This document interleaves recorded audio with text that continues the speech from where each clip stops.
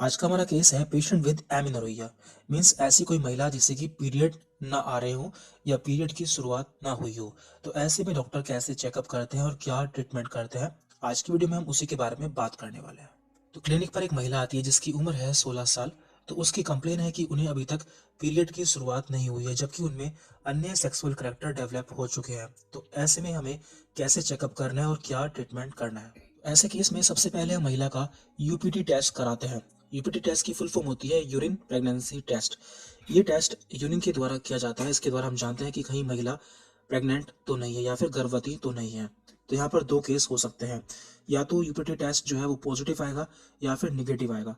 Positive आया means महिला pregnant है, तो उसमें हमें जो मैनेजमेंट है आगे वो करना होता है।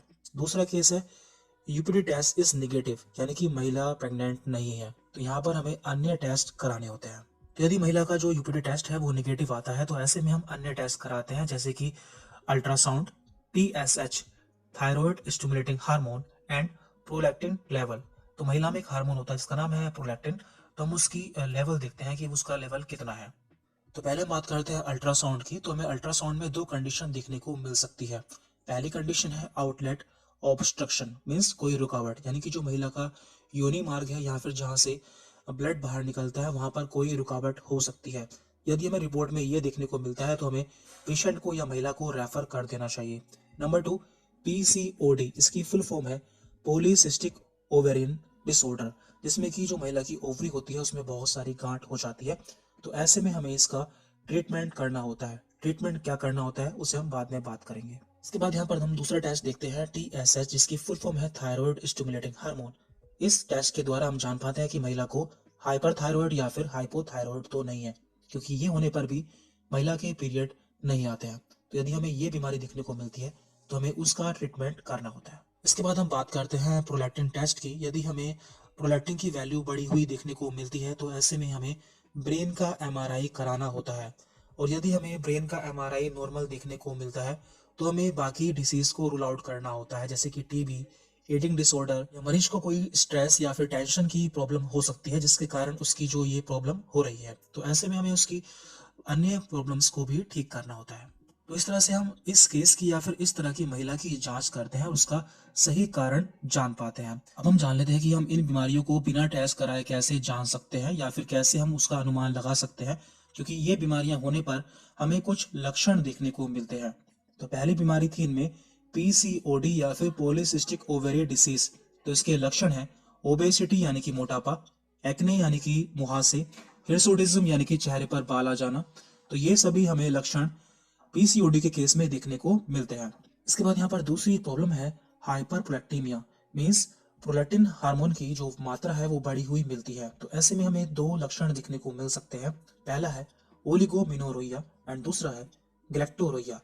ओलिगोमिनोरोइया मीन्स इररेगुलर पीरियड्स, यानी कि जो महिला के जो पीरियड्स होते हैं वो इररेगुलर या फिर अनियमित हो जाते हैं। एंड गैलेक्टोरोइया, इसमें महिला के ब्रेस्ट से मिल्क आना स्टार्ट हो जाता है, जो कि बिना प्रेगनेंसी के होता है। इसके बाद यहाँ पर तीसरी प्रॉब्लम है हाइपोथायरॉयडिज्म, जैसे कि हम आम भाषा में थायराइड भी बोल देते हैं। तो इसमें क्या क्या देखने को मिलता है, ओबेसिटी विद फैटिक यानी कि मोटापा साथ में थकान, कॉन्स्टिपेशन यानी कि कब्ज, और लेस और हैवी मेंसेस, यानी कि या तो मेंसेस जो होंगे वो बहुत कम होंगे या बहुत ज्यादा मात्रा में होते हैं। तो इन लक्षणों से हम प्रॉब्लम को पहचान सकते हैं और उसे कंफर्म करने के लिए आगे उसका टेस्ट करा सकते हैं। यहाँ पे जो हमें प्रॉब्लम दिखने को मिलती है उसे हमें ठीक करना होता है। यदि महिला में प्रेगनेंसी देखने को मिलती है तो हमें उसे मैनेज करना होता है। यदि महिला में थायराइड देखने को मिलता है तो हमें थायराइड की मेडिसिन देनी होती है। यदि महिला में पीसीओडी देखने को मिलता है तो हमें यहाँ पर पीसीओडी की मेडिसिन देनी होती है। बाकी हमें कोई और बीमारी देखने को मिलती है तो हमें उसे ठीक करना होता है, जिससे महिला की जो ये प्रॉब्लम है वो ठीक हो जाती है। बाकी इस तरह के केसेस के लिए हमने एक बुक भी पब्लिश की है। यदि आप उस बुक के बारे में नहीं जानते हैं तो उस बुक का जो रिव्यू है हम इस वीडियो के साथ में ऐड कर देते हैं। तो यह है द डायग्नोस्टिक बुक, डॉक्टर कैसे किसी मरीज की बीमारी का पता लगाते हैं। तो इस बुक में आपको बहुत सारी केस स्टडीज मिल जाएंगी, तो आपको दिखा देते हैं इसमें क्या क्या दिया हुआ है। इसमें दिया हुआ है बेसिक एग्जामिनेशन, केस स्टडीज, जैसे कि patient with fever, patient with cough, patient with diarrhoea. तो जब इन बीमारी के मरीज डॉक्टर के पास जाते हैं, डॉक्टर कैसे उसकी बीमारी का पता लगाते हैं और कैसे उसका इलाज करते हैं। बाद में इसमें यहाँ पे मेडिकल अवेयरनेस दी हुई है, साथ में इसमें मेडिकल एजुकेशन दिया हुआ है, डॉक्टर प्रिस्क्रिप्शन दी हुआ है, तो हम कुछ देख लेते हैं। जैसे कि यहाँ पे है बेसिक एग्जामिनेशन, डॉक्टर कैसे एग्जामिनेशन करते हैं, डॉक्टर कैसे पेशेंट की टंग चेक करते हैं, उसकी आंख चेक करते हैं, ये सभी चीज़ें इसमें दी हुई है। हमारे पास में ये केस नंबर 7 है। इसमें दिया है पेशेंट ऑफ एडिमा या फिर सूजन। यदि कोई मरीज सूजन का मरीज डॉक्टर के पास आता है तो बोलता है डॉक्टर मेरे फेस और मेरे पैरों में 3 दिन से स्वेलिंग सूजन है, तो डॉक्टर को क्या करना होता है? डॉक्टर को देखना होता है कि सूजन शरीर के किस हिस्से में है। तो यदि सूजन चेहरे पर होती है तो किडनी की बीमारी हो सकती है, लेग्स में होती है तो हार्ट की बीमारी हो सकती है। तो इस तरह से इसमें दिया हुआ है। इसके बाद painting and non painting oedema क्या होता है वो सब भी इसमें दिया हुआ है। डॉक्टर देखते हैं कि मरीज को एनीमिया या फिर खून की कमी तो नहीं है। तो कुल मिलाकर डॉक्टर जान पाते हैं कि सूजन का कारण क्या है। लास्ट में यहाँ पर हाइलाइट्स दिए हुए हैं और एक्शन टू बी टेकन। जब आप इस बुक को देखेंगे तो उसमें एक चैप्टर है इमरजेंसी कंडीशन। तो कुछ ऐसी कंडीशन होती है जिसमें हमें तुरंत इलाज की जरूरत होती है, जैसे कि ब्लड या फिर धुंधला दिखाई देना। तो इसके क्या क्या कारण होते हैं? अनकंट्रोल ब्लीडिंग यानी कि खून बहना ना रुक रहा हो, तो उसके क्या क्या कारण होते हैं? तो वो सभी कंडीशंस इसमें दी हुई। चैप्टर नंबर 11 है डाइट, यानी कि किस बीमारी में क्या खाना चाहिए और क्या नहीं खाना चाहिए। तो यह भी इस बुक का एक बहुत ही इंपॉर्टेंट पोर्शन है, तो ये भी आपको जरूर से जानना चाहिए। इसके अलावा यहाँ पे है डायग्नोस्टिक टेस्ट, यानी कि किस बीमारी का पता लगाने के लिए कौन सा टेस्ट कराते हैं। तो वो सभी टेस्ट भी इस बुक में दिए हुए हैं। इसके साथ ही इस बुक में मेडिसिन सफिक्स भी दिए हुए हैं, यानी कि मेडिसिन के नाम से जाने कि वो किस काम आती है। जैसे कि यहाँ पे है अजोल।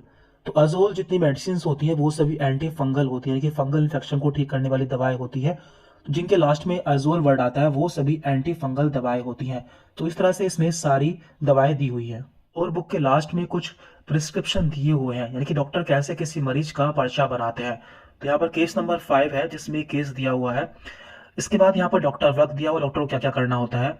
मरीज के वाइटल्स लेने होते हैं। इसके बाद यहाँ पर प्रिस्क्रिप्शन है, पेशेंट का नाम, एज, सेक्स, एड्रेस, डायग्नोसिस यानी कि बीमारी क्या निकल कर आती है, उसका इलाज क्या दिया जाता है या फिर कौन सी मेडिसिन दी जाती है।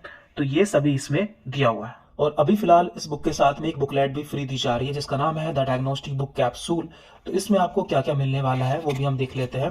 तो इसमें दिया हुआ है स्पाइनल कॉर्ड एमआरआई रिपोर्ट, यानी कि रीढ़ की हड्डी की एमआरआई रिपोर्ट कैसे दिखते हैं, तो वो सभी इसमें दिया हुआ है। साथ में इसमें ब्रेन सिटी स्कैन की रिपोर्ट कैसे पढ़ते हैं, कलर डोपलर अल्ट्रासाउंड कब किया जाता है और कैसे होता है, stomach ultrasound, type of injection, ICU instrument यानी कि आईसीयू में इस्तेमाल किए जाने वाले उपकरण। तो ये सभी चीजें आपको इस बुक में मिल जाएगी, जो कि आपको द डायग्नोस्टिक बुक के साथ में फ्री में दी जा रही है। तो आप इन दोनों बुक को साथ में ले सकते हैं। तो इस बुक का लिंक हमने आपको नीचे डिस्क्रिप्शन बॉक्स में दे दिया है, जहां से आप इसे परचेज कर सकते हैं।